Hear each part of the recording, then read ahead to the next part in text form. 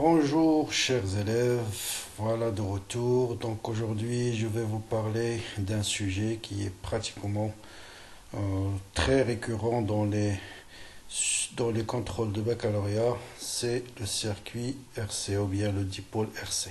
Donc c'est une partie qui est souvent posée dans la partie électricité.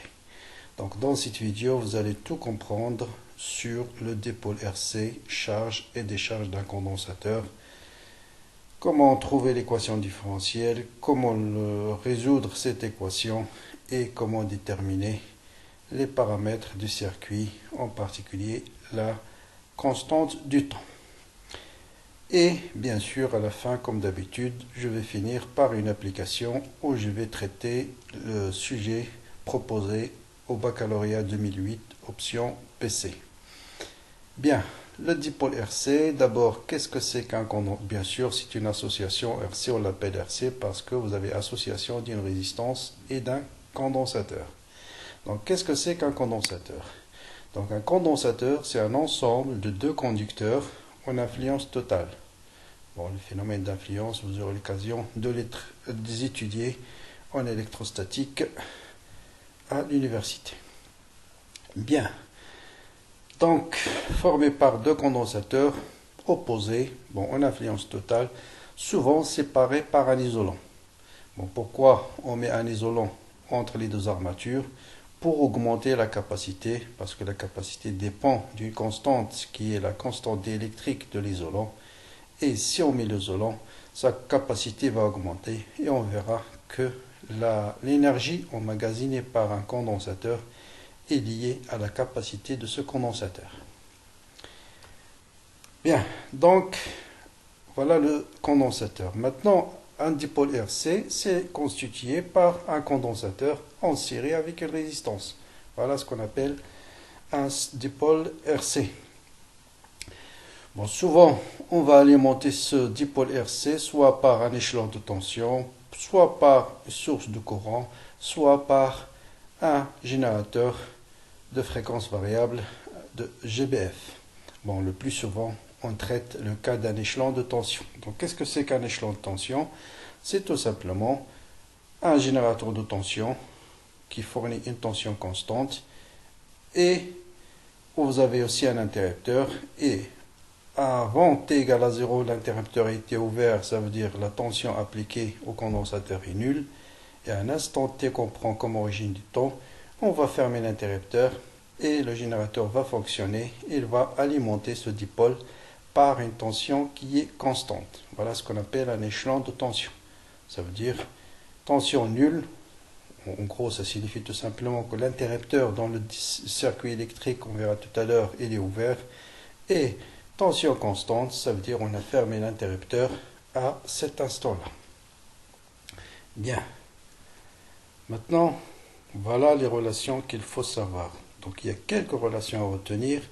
D'abord, c'est quoi la relation entre le courant et la charge? Ça, vous avez deux types de sources. Si on est en régime continu, autrement dit, vous avez un générateur de courant, par exemple, qui alimente ce condensateur, le courant est égal à Q sur T. D'accord? Ça veut dire, si vous avez, par exemple, un générateur de courant, on va le traiter dans la suite, vous voyez que Q va être I fois T, ça veut dire la charge du condensateur va augmenter avec le temps. Et en régime variable, le courant est donné par D de Q sur D de T. D'accord? Donc le courant en régime variable, c'est le cas de charge ou bien de décharge d'un condensateur. Donc quand on charge un condensateur, on verra que le courant, la charge varie avec le temps et donc le courant varie avec le temps. Et pendant la décharge, vous avez aussi la charge du condensateur qui varie avec le temps et par conséquent vous êtes dans le cas du régime variable. Donc quand on traite un condensateur pendant charge et décharge, on est toujours dans ce cas-là, cas du régime variable, ça veut dire le courant est égal à D de Q sur D de T. Bien, faites attention toujours aux conventions générateurs, donc je vais parler de ça dans le transparent suivant. Donc vous voyez bien que si la charge augmente, la dérivée d'une fonction croissante est positive, donc le courant est positif. Si la charge diminue, la dérivée d'une fonction décroissante est négative, ça veut dire le courant va être négatif. Bon, qu'est-ce que ça signifie un courant négatif? Ça veut dire tout simplement que le courant circule dans le sens inverse que vous avez choisi. Voilà les relations de base à retenir. Donc, dans un condensateur, il est caractérisé par une capacité qui est une constante. Pour chaque condensateur, quand vous achetez un condensateur, vous allez acheter par exemple un condensateur de 1 microfarad, ou bien d'1 nanofarad, ou bien de 500 microfarad, sa capacité elle est fixe. Et qu'est-ce que ça signifie cette capacité? Ça veut dire tout simplement, si vous lui appliquez une tension U1, sa charge c'est Q1. Si vous doublez la tension, la charge double. Donc autrement dit, la charge divisée par la tension appliquée au condensateur, c'est toujours une constante. Donc voilà la première relation. Deuxième relation, c'est celle que je l'ai vue tout à l'heure. C'est la relation entre le courant et la charge, I égale à d de Q sur d de T. Voilà les deux relations de base. Avec ces deux relations, on peut déterminer UC en fonction de Q, en fonction de I, tout ce que vous voulez. Par exemple, le courant en fonction de U de C, il suffit de remplacer ici Q par C fois UC. Donc voilà, C fois UC. C, c'est une constante, je le sors de l'intégrale. Et donc le courant, c'est C fois D de UC sur D de T. Bien. Maintenant, on va traiter le cas de charge du condensateur. Donc, d'abord, quand est-ce que U de C est égal à Q sur C? Si on travaille en convention récepteur, c'est-à-dire la flèche de la tension I de C, elle est dans le sens inverse du courant. Ça, il faut bien faire attention. Parce que cette tension-là, qui est dans le sens inverse, ça sera moins Q sur C. D'accord? Donc U de C est égal à Q sur C, c'est lorsque la tension, la flèche de la tension est dans le sens inverse au courant. Donc c'est ce qu'on appelle convention récepteur. La même chose, la tension au bord d'une résistance est égale à R fois I lorsque la flèche de la tension est dans le sens inverse du courant. Par contre, cette tension-là, par exemple, c'est moins R fois I. Bon, je vais y revenir ici. Voilà, convention générateur. Cette flèche-là, cette tension-là, c'est moins R fois I. Et cette tension-là, c'est moins Q fois C. Donc faites très attention quand vous avez un circuit électrique. Si vous mettez les flèches, le sens de la flèche va jouer sur le signe de la tension. Est-ce qu'il va être positif ou bien il va être négatif. Donc c'est un point extrêmement important. Faire attention. Mais souvent on travaille dans le cas du convention récepteur, c'est-à-dire la flèche est toujours dans le sens inverse du courant, comme ça les tensions seront comptées positives. Donc voilà, donc deux relations à retenir, Q est égal à C fois UC, I égale à D de Q sur D de T. Avec ça, vous pouvez déterminer tout ce que vous voulez. Parce que souvent, dans le cas de charge de condensateur, des fois on vous demande de déterminer l'équation différentielle par Q, des fois par I de C, mais vous voyez, vous avez une relation entre Q et I de C. Bon, voilà le circuit électrique qu'on vous donne souvent lorsqu'on veut étudier charge et décharge d'un condensateur. Donc vous voyez, pour l'instant, l'interrupteur est ouvert. Ça veut dire qu'on est dans la partie où l'échelon de tension est nul. Il y a T est égal à 0. On va fermer cet interrupteur dans cette position-là. Et donc, la tension au bord du condensateur à T égale à 0 va être égale à E. Après, bien sûr, on va mettre une résistance dans le cas du circuit RC. Donc, voilà les conditions initiales. Donc, quand le condensateur est ouvert juste au moment où on ferme l'interrupteur, bien sûr, la tension au bord du condensateur, c'est nul. Hein? Toute la tension se trouve au bord du générateur. Donc, on ferme l'interrupteur sur la position 1 et voilà le dipôle RC. Donc, vous avez une résistance en série avec un condensateur. On ferme l'interrupteur et à T égale à 0, cette tension est égale à E. Ça veut dire la tension au bord de la résistance est égale à la tension au bord du condensateur est égale à 0. Et au fur et à mesure que le condensateur se charge, cette tension va augmenter jusqu'à ce que cette tension soit égale à E. Et dans ce cas-là, le courant va tendre vers 0 et on va arriver à ce qu'on appelle le régime permanent.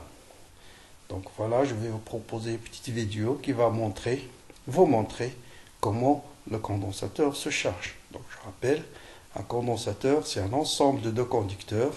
Un conducteur, il contient des charges positives et négatives ont autant de charges positives que de charges négatives. Donc quand j'applique une tension, bien sûr, si cette tension est positive dans ce sens-là, les électrons vont être attirés par ce générateur-là, ils vont circuler dans ce sens-là et ils vont créer un courant électrique.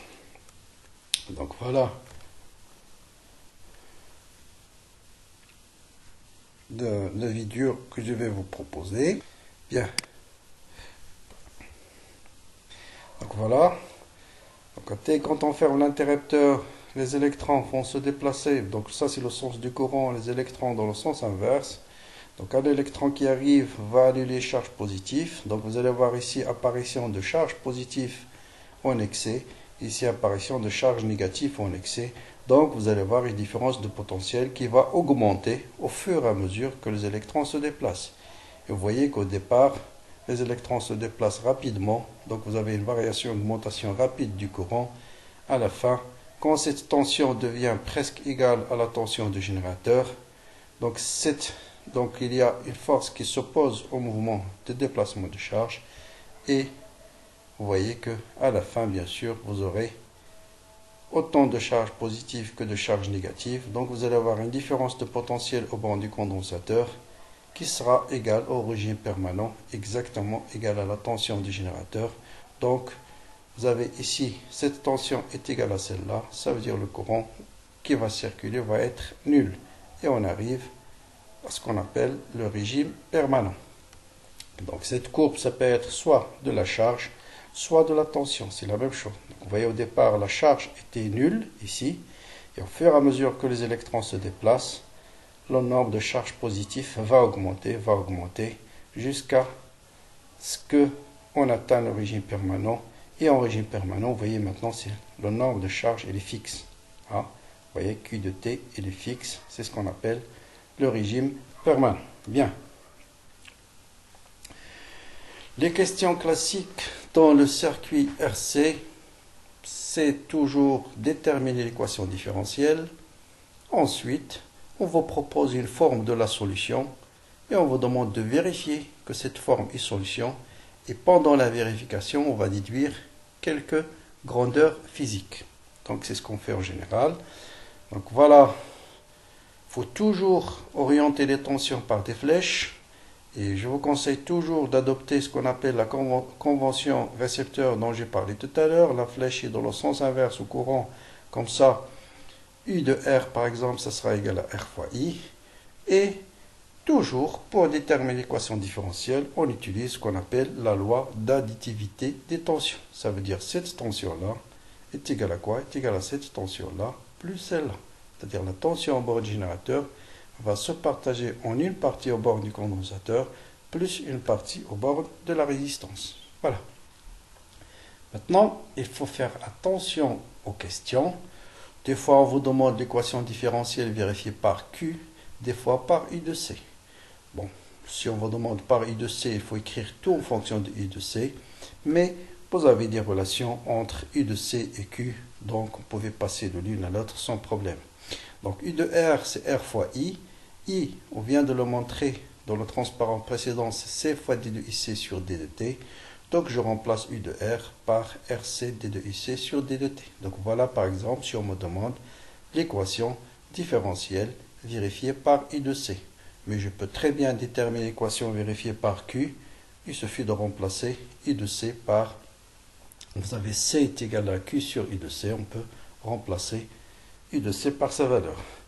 Bon, souvent l'équation différentielle, on l'écrit sous la forme d'abord la dérivée, Q point, plus quelque chose fois U. Dans ce cas-là, on va diviser partout par RC égale à E sur RC. Donc voilà l'équation différentielle. Donc vous voyez ici, je peux remplacer U de C par Q sur C et donc trouver l'équation différentielle vérifiée par Q de T. Je peux même déterminer l'équation différentielle par I en remplaçant Q par, ça veut dire en dérivant, par exemple, vous avez Q est égal à C fois U de C, ça veut dire D de Q sur D de T va être C fois D de UC sur D de T. Donc, il suffit de... Donc, la base, c'est ça. Donc, la base, c'est... Bon, je vais chercher le stylet, le pointeur, stylet, voilà. Donc la base, c'est cette relation. Plus cette relation-là et celle-là. Voilà. Avec ça, vous pouvez trouver tout ce que vous voulez. D'accord? Donc on va poser taux est égal à RC. Et donc, bon, on va poser taux est égal à RC. Et donc vous avez D de IC sur D de T plus I de C sur taux est égal à E sur C. Bien. Quelle est la dimension de ce taux? Donc taux c'est R fois C. Donc c'est la dimension de R fois la dimension de C. La résistance d'après la loi d'Ohm, U égale à R fois I. Donc R est égal à U sur I. La capacité, on vient de les définir, c'est la charge divisée par la tension. Vous simplifiez par la tension et donc vous avez la dimension de taux, c'est Q sur T. Or, I, c'est D de Q sur D de T, ça veut dire la dimension du courant, c'est une charge divisée par le temps. En simplifiant par la dimension de la charge, il va vous rester directement temps. Donc, taux a la dimension d'un temps. Donc, déterminons l'équation différentielle maintenant par Q de T. Bon, il suffit de remplacer I de C par Q sur C. D'accord? Donc, je remplace I de C par Q sur C et on arrive à cette équation différentielle. Si je veux déterminer l'équation différentielle vérifiée par I, je dérive toute cette équation-là. D'accord? Et je remplace D de Q, I par D de Q sur D de T. Bien. Maintenant, la solution de cette équation s'écrit sous la forme. Là, ça dépend des cas. Des fois, on vous donne A facteur de 1 moins exponentielle moins alpha t. On peut vous donner aussi A plus B exponentielle moins alpha t. Ou bien A moins 1 facteur de exponentielle moins t sur alpha. Bon, ça dépend des formes. Donc, mais en général, la méthode de résolution, elle est la même. D'accord? Supposons qu'on travaille maintenant avec l'équation différentielle par Q de T. Donc, pour chercher le paramètre alpha, vous voyez qu'on a besoin de calculer D de Q sur D de T. Ensuite, on remplace Q par sa valeur, D de Q sur D de T par sa valeur. Donc voilà, on nous donne par exemple Q est égal, on veut déterminer le paramètre A et le paramètre alpha. Ce sont les deux inconnus dans l'expression de Q de T. Donc on cherche D de Q sur D de T. Voilà. Donc la dérivée d'une constante c'est 0. La dérivée de exponentielle moins alpha c'est moins alpha fois l'exponentielle. Le moins avec le moins c'est plus. Donc ça vous donne A fois alpha exponentielle moins alpha de T. Donc il suffit maintenant de remplacer D de Q sur dt et Q de T par leur valeur dans cette équation différentielle et vous aurez cette équation-là. Donc je remplace D de Q sur D de T par sa valeur, donc c'est A alpha exponentiellement alpha T. Je remplace Q par sa valeur, donc ça sera A sur C facteur de 1 moins exponentielle. Donc arrivant à ce stade, qu'est-ce qu'il faut faire? Il faut essayer de mettre tout ce qui est exponentiel moins alpha T au facteur, les termes qui dépendent de exponentielle moins alpha T. Voilà. Donc il y a exponentielle moins alpha T fois ce terme-là, plus un autre terme. Quand est-ce que cette équation est égale à 0, quel que soit t? Donc cette équation est égale à 0, quel que soit t, c'est le terme de l'exponentielle, il est nul. Et également, le terme constant doit être nul. Donc c'est très simple. Hein? On met exponentiellement alpha t fois un terme plus un deuxième terme. Ceci ne peut être nul, quel que soit t, si seulement si les deux termes sont nuls. Donc, vous voyez ici, à partir de là, on va déterminer ce terme égal à 0 et ce terme égal à 0. Donc ici, je peux déterminer directement la constante A qui est égale à E fois C. Et à partir de cette équation-là, je peux déterminer alpha qui est égal à 1 sur RC. Donc voilà ma solution finale. C'est A qui est C fois E, facteur de 1 moins exponentielle moins T sur taux. Bon, on peut vous déduire maintenant, pour vous poser des questions, déduire I de T, ou bien déduire la tension au bord de la résistance, ou bien déduire la tension au bord de I de C. Là, il suffit d'utiliser, bien sûr, les relations entre Q et I de C. Donc, vous avez I de C, c'est Q sur C. Donc, il suffit de diviser ça par C. Par exemple, pour chercher I de T, c'est I de R, c'est R fois I. Or, I, c'est D de Q sur D de T. Donc, vous dérivez cette équation-là par rapport au temps. Donc, la dérivée de C fois E, c'est 0. La dérivée de moins exponentielle moins t sur tau, c'est moins 1 sur tau. Donc vous voyez bien, ça vous donne RC fois E fois 1 sur tau. Or, tau, c'est égal à RC. Donc on va simplifier ça. Et ça vous donne U de R est égal à E exponentielle moins T sur tau. Mais on peut vous déduire la valeur de I. Il suffit d'utiliser la loi d'Ohm. U de R est égal à R fois I. Et vous voyez bien que I de T est égal à E sur R exponentielle moins T sur tau.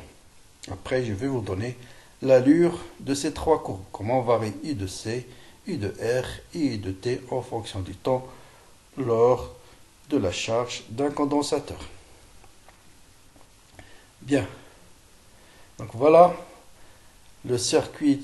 Bon, il y a aussi des questions souvent qu'on pose au baccalauréat, c'est comment brancher le GBF pour obtenir par exemple I de C. Hein? Ça c'est la tension en borne du condensateur. Donc si on vous pose cette question-là, il suffit de savoir quelle est la borne négative du générateur. Voilà la borne positive. Voilà la borne positive, négative, pardon, voilà la borne positive, parce que le courant sort dans ce sens-là. Donc il faut mettre toujours la masse du GPF du côté de la borne négative du générateur. Ensuite, juste à la sortie du condensateur, on envoie par exemple vers la borne Y ou bien la borne X. Hein, d'accord? Et cette tension qu'on visualise sur l'oscilloscope, c'est la tension I de C. Si on veut visualiser par exemple en même temps I de C et la tension à bord du générateur, il faut par exemple envoyer ça vers X. Hein, comme ça, on voit cette tension-là. Cette tension-là, c'est la tension à bord du générateur. Et cette tension-là, c'est la tension à bord du condensateur. Si on vous demande comment brancher l'oscilloscope pour visualiser par exemple I de R, il suffit de mettre le condensateur, la résistance à la place du condensateur. Il faut changer l'ordre. Hein. Il faut mettre la résistance ici et brancher, faire le même branchement. Et dans ce cas, vous aurez la tension aux bornes de résistance. Donc voilà les courbes qu'on obtient. Donc ça, c'est la tension aux bornes du condensateur. Vous voyez, il augmente jusqu'à atteindre la saturation. À T égale à 0, I de C égale à 0. Et si T tend vers l'infini, I de C est égal à E. D'accord? U de R, on vient de le calculer, c'est E exponentielle moins T sur tau. À T égale à 0, on avait U de R, c'est 0. Et si T tend vers l'infini, U de R pardon, est égal à E. Donc U de R est égal à E à T égale à 0. Et si T tend vers l'infini, bien sûr, le courant s'annule dans le circuit. Donc la tension au bord de la résistance s'annule. Et c'est la même allure aussi pour le courant parce que U égale à R fois I. Donc voilà ce qu'on obtient pendant la charge d'un condensateur. Aussi, question récurrente dans l'étude de circuit RC, c'est comment déterminer la constante du temps, mais cette fois-ci graphiquement. Donc là, c'est très simple, il suffit de chercher ce point-là. Ce point, il représente quoi? Il représente l'intersection entre la tangente à l'origine, celle-là, et la symptote horizontale qui correspond au régime permanent. D'accord? Et ensuite, à partir de ce point, vous faites la projection sur l'axe du temps et vous avez directement la valeur de tau. Vous avez une deuxième méthode pour chercher tau. Si t est égal à tau, ici, tau est égal à RC. Ce terme-là, c'est O0 facteur de 1 moins E exponentielle moins 1. Si vous faites ce terme, le calcul de 1 moins 1 sur E, ça va vous donner 0,63. Donc, qu'est-ce qu'on fait? Par exemple, E égale à 12 volts. Je fais 12 fois 0,63. Je le cherche sur la courbe ici. Et puis, je cherche quelle est l'abscisse de ce point-là. Donc, ce point, voilà. Je fais là, cherche son abscisse sur l'axe du temps. Et je peux déterminer le taux par une deuxième méthode.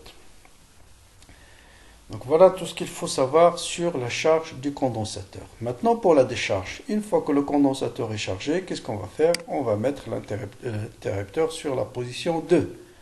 Bien sûr ici, hein, faites très attention, on démarre à partir maintenant de cette position-là. Le condensateur est complètement chargé, ça veut dire la tension au bord du condensateur est égale à E. Ça veut dire on démarre à partir de ce point-là. Hein, ce point-là. Bien. Donc le condensateur est chargé, mais on a gardé le même sens du courant que dans la charge. Hein. Or, normalement, le courant devrait circuler dans le sens inverse. C'est pourquoi on va trouver un courant négatif. Donc toujours la même chose, équation différentielle.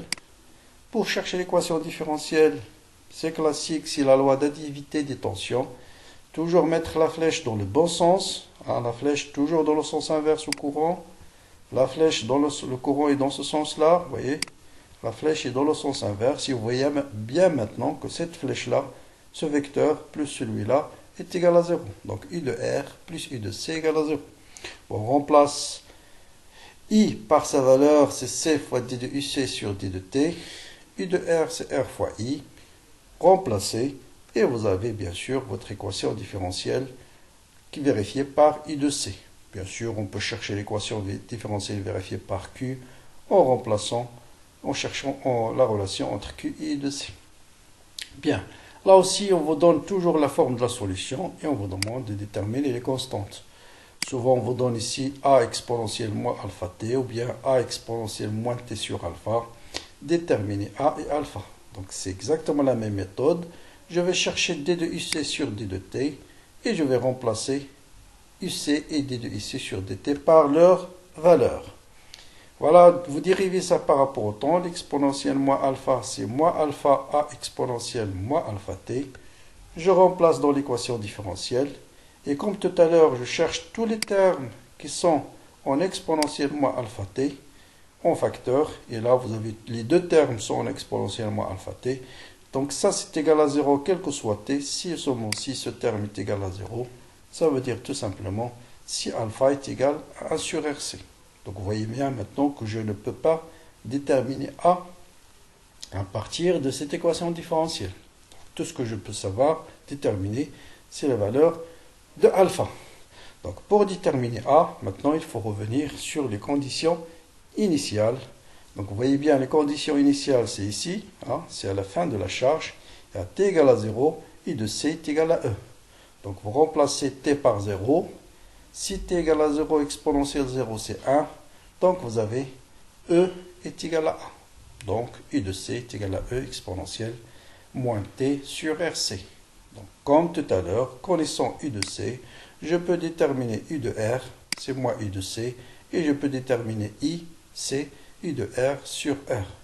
I de R sur grand R. Et vous voyez bien que le courant est négatif, comme on a prévu tout à l'heure.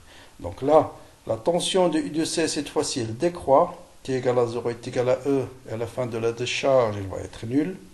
Donc la vitesse avec laquelle elle décroît, ça dépend de la constante du temps. Par contre, le courant qui était moins E, il va changer de moins E jusqu'à la valeur égale à 0. D'accord ? Alors voilà, et I, bien sûr, c'est la même chose que la tension I de R, c'est juste un coefficient multiplicatif près qui est 1 sur R. Bien.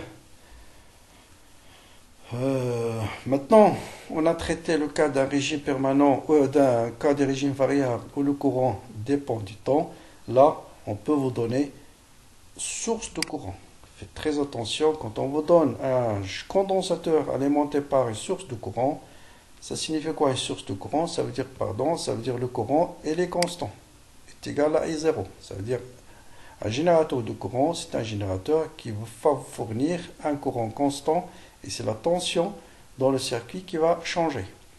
Et si I égale à constant, ça veut dire I c'est Q sur T. Autrement dit, vous voyez bien que la charge va augmenter en fonction du temps. Si je trace par exemple I de C ou bien I de T en fonction du temps, je vais obtenir une droite. Donc si Q est égal à I0 fois T, ce sera une droite de pente I0. Donc à partir de la droite, je peux la pente qui est delta Y sur delta de X, hein, la pente de cette droite, vous prenez un point quelconque de la courbe, vous cherchez cette distance, vous la divisez par celle-là. Si par exemple c'est Q qui est représenté en fonction du temps, la pente, ce sera I0. Si par contre c'est I de C, la pente c'est I0 fois C. Donc voilà, j'ai tout simplement remplacé C par U sur Q et je remplace Q par I0 fois T. D'accord? Donc la pente ce sera I0 fois C. Et souvent on va dans cette courbe, on va déduire la valeur de la capacité, par exemple, à partir de la pente. Donc, il faut chercher juste la pente et savoir quelle est la relation entre la pente et la capacité. Donc, si c'est la charge qui est représentée, la pente, c'est I0. Si c'est la tension qui est représentée, la pente, c'est I0 fois C. Ça vient de là. Donc, I de C est égal à Q, c'est I0 fois T sur I0, donc est égal à une constante. Donc C, c'est ce qu'on appelle la capacité, bien sûr, du condensateur. Donc ça, si on alimente le condensateur par un générateur de courant. Bien, d'accord. Donc ici, I de C, on l'a remplacé par K fois T, et Q de T, on l'a remplacé par I0 fois T, on l'a simplifié par T, et ça vous donne K sur I0, qui est une constante, et cette constante n'est autre que la capacité du condensateur. D'accord? Donc I de C est égal à K fois T. Bien. Pardon. Voilà ce qu'on obtient. Là aussi, si on vous pose des questions, comment brancher l'oscilloscope pour visualiser la tension au bord du condensateur.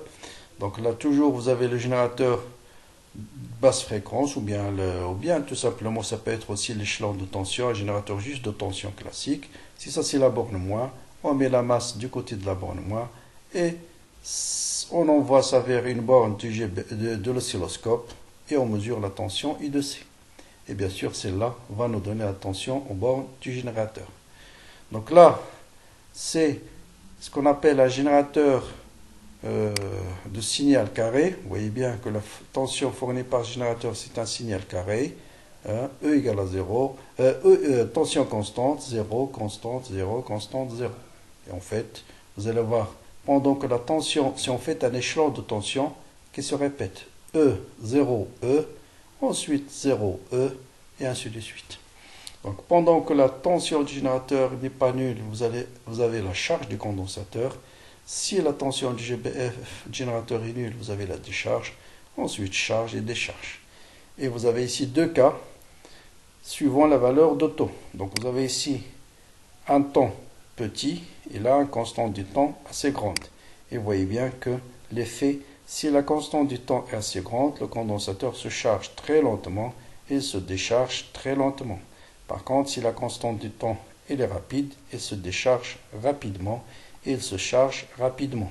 Et souvent, taux, c'est R fois C. Souvent, vous avez des questions comment jouer sur la valeur de la résistance pour augmenter ou diminuer la charge du condensateur. Vous voyez bien maintenant que si on diminue la résistance, on diminue la constante du temps, et donc le condensateur se charge rapidement et se décharge rapidement.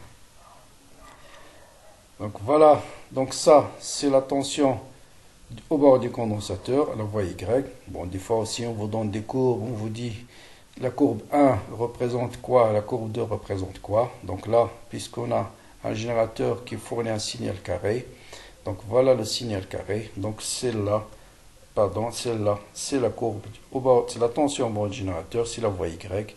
Et celle-là, c'est la tension au bord du générateur. Celle-là, c'est YB. Donc ça, c'est la tension au bord du condensateur. Et ça, c'est la tension au bord du générateur. Enfin, il y a l'énergie emmagasinée. Là aussi, c'est une question très souvent récurrente. Et là, il faut faire attention, parce que souvent, on ne précise pas. Si on vous dit juste l'énergie emmagasinée par le condensateur, donc ça suppose qu'on vous pose la question, quelle est l'énergie emmagasinée en régime permanent. Et l'énergie emmagasinée par un condensateur, sa définition, c'est 1 demi C fois I de C au carré. Comme I de C est variable, donc l'énergie emmagasinée, elle varie avec le temps. Mais si on ne précise rien, ça veut dire qu'on veut déterminer l'énergie emmagasinée à la fin de la charge. Ça veut dire quand I de C est égal à E. Et donc ça donne 1 demi C E carré. Bon, par analogie avec le circuit RL, celle-là on l'appelle énergie indice E parce que c'est une énergie électrique. Alors qu'une bobine elle emmagasine une énergie magnétique. C'est pourquoi on l'indique petit m. Et vous voyez l'analogie, toujours un demi. À la place de la capacité, vous mettez l'inductance de la bobine. À la place de la tension, vous avez le courant. D'ailleurs, le circuit RL il assure la continuité du courant électrique, alors qu'un condensateur, il assure la continuité de la tension. C'est ça le rôle d'un condensateur dans un circuit électrique. Il empêche en fait la discontinuité de la tension. Vous voyez bien, s'il n'y avait pas de condensateur, on va passer directement de 0 à E.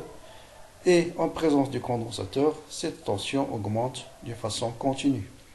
Et une bobine, à l'inverse, s'il n'y a pas de bobine, le courant va passer directement de 0 jusqu'à I du régime permanent, mais la bobine empêche la discontinuité du courant.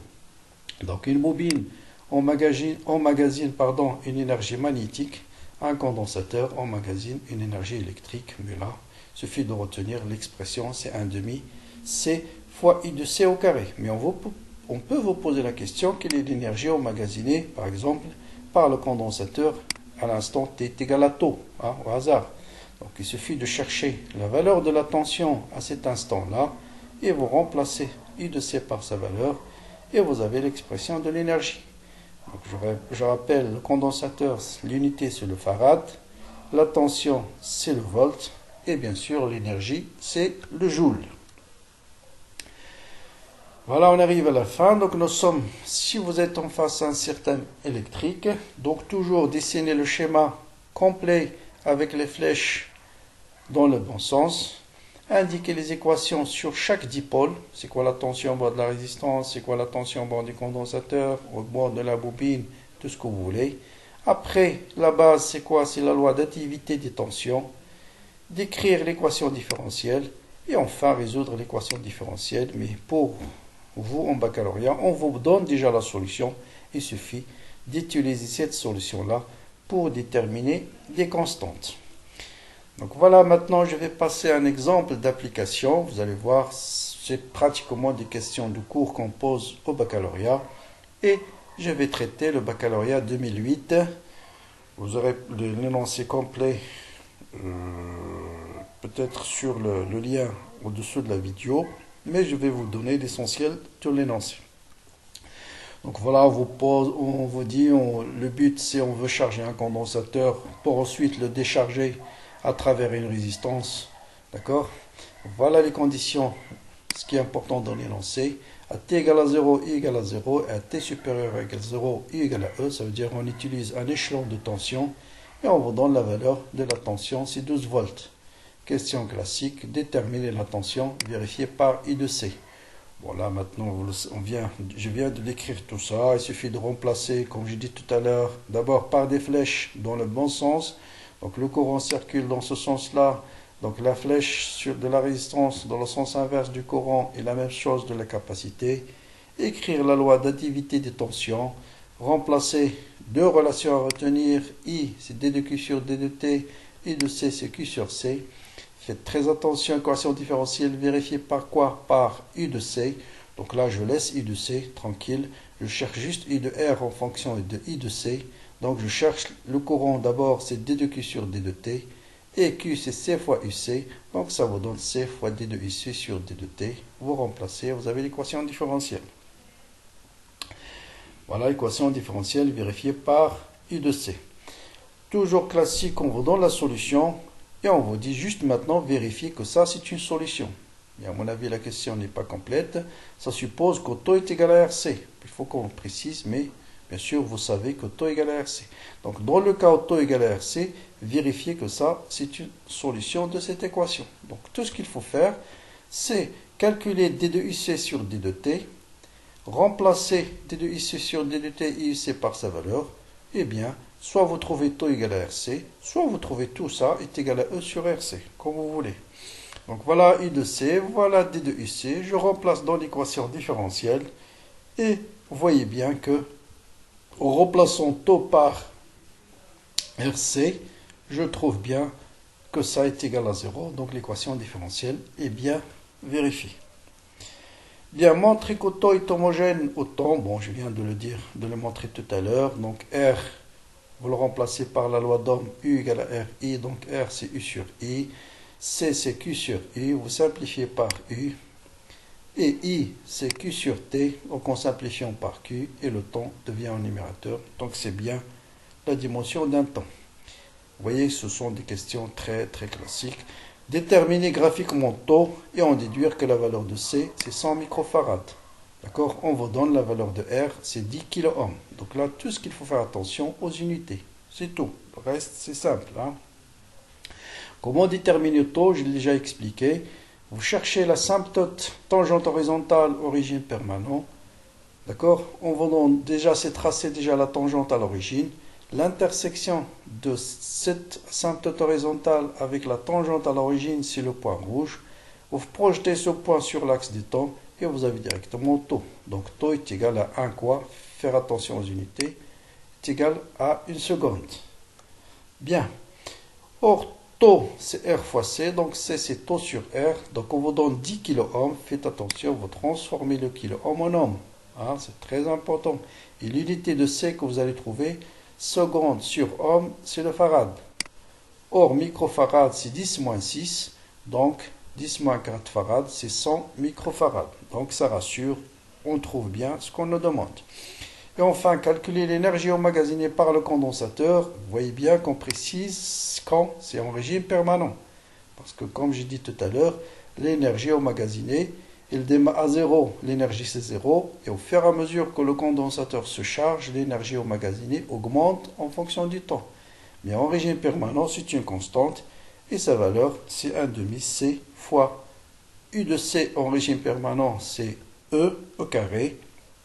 Faites l'application numérique, vous remplacez C en farad, faites attention, même si on vous demande de montrer que C est égal à 100 microfarads, quand on veut calculer l'énergie, il faut utiliser les unités internationales, la capacité c'est le farad, la tension c'est le volt, et l'énergie c'est en joules, donc ça vous donne 7,2 10 moins 3 joules.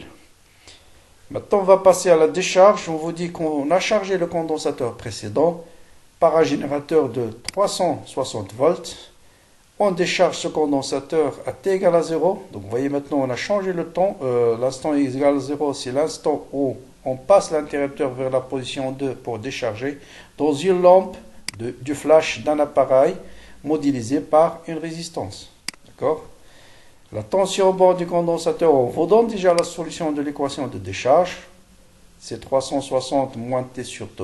360, c'est le générateur qu'on a utilisé pour charger ce condensateur.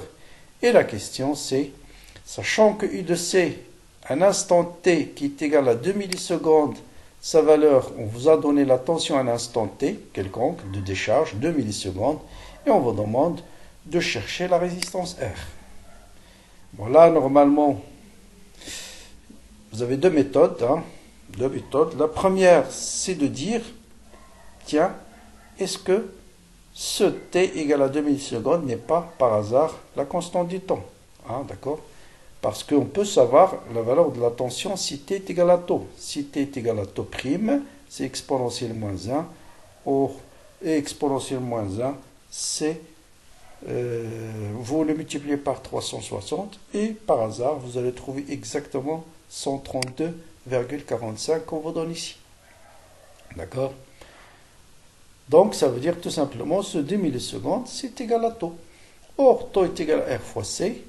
On vous donne la valeur de C, et on va déterminer bien sûr la valeur de R. Donc, si on vient le déterminer tout à l'heure, parce qu'il s'agit toujours du même condensateur, donc là aussi, il suffit de faire attention aux unités. Le temps, c'est en millisecondes, il faut le transformer en secondes. Le condensateur était en microfarad, vous le transformez en farad. Donc ça vous donne 20 ohms. Donc vous voyez bien, c'est une résistance qui est très faible. On verra, comme j'ai montré tout à l'heure, taux dépend de la résistance. Et pour que taux soit le plus petit possible, il faut choisir une résistance qui est très très faible. Bien. Mais si vous n'avez pas pensé à cette solution, vous avez une deuxième solution classique. On vous donne la tension à un instant t et on vous demande de déterminer le taux. Il suffit de passer par cette équation. U de C à l'instant t1, c'est 132. Je remplace U de C à l'instant t1 par 360 exponentielle moins t1 sur t'. Bien sûr, t1, c'est 2 millisecondes. Donc, je cherche l'exponentielle. C'est 132 divisé par 360. Donc, je peux déterminer t1 sur t'. Et Connaissant T1 égale à 2 millisecondes, je peux déterminer taux prime. Donc taux prime est bien égal à 2 millisecondes.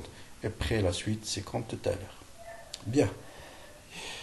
Enfin, on vous demande comment choisir R pour décharger rapidement le condensateur. Bon, j'ai déjà parlé de ça. Donc voilà, je vous donne ici. Donc ça, c'est la constante du temps de décharge. Et vous voyez bien, pour décharger ce condensateur, il faut minimiser ce temps-là. Ce temps, c'est taux. Donc pour déterminer minimiser ce temps, bien pour qu'il se décharge rapidement, il faut que taux soit le plus petit, taux constant du temps soit la plus petite possible. D'accord? Voilà. Donc, comme taux est égal à R fois C, c'est une constante, donc on ne peut jouer que sur la résistance. Donc, on choisit, pour décharger rapidement, on utilise une résistance faible. Bon, je vais vous montrer ça dans un exemple simple. Là, vous avez un instant taux 1, là, vous avez un instant taux 2. Par exemple, on peut dire lequel correspond à une grande résistance, lequel le schéma représente une faible résistance. Donc vous voyez bien que si taux est grand, la décharge et également la charge se fait lentement. Et si taux est faible, vous voyez bien que la décharge se fait rapidement et également la charge se fait très très rapidement. Donc pour charger ou décharger rapidement un condensateur, on utilise une faible résistance et par conséquent une faible constante du temps. Et pour le charger lentement ou bien le décharger lentement, on utilise une grande résistance et par conséquent une constante de temps assez grande. Donc voilà pour cette partie sur le circuit RC. Je pense que vous connaissez maintenant tout sur le circuit RC. À très bientôt pour une autre vidéo. Donc n'oubliez pas, si cette vidéo vous a appris des choses, vous intéresse, partagez-la avec vos amis et à très bientôt pour une autre contribution.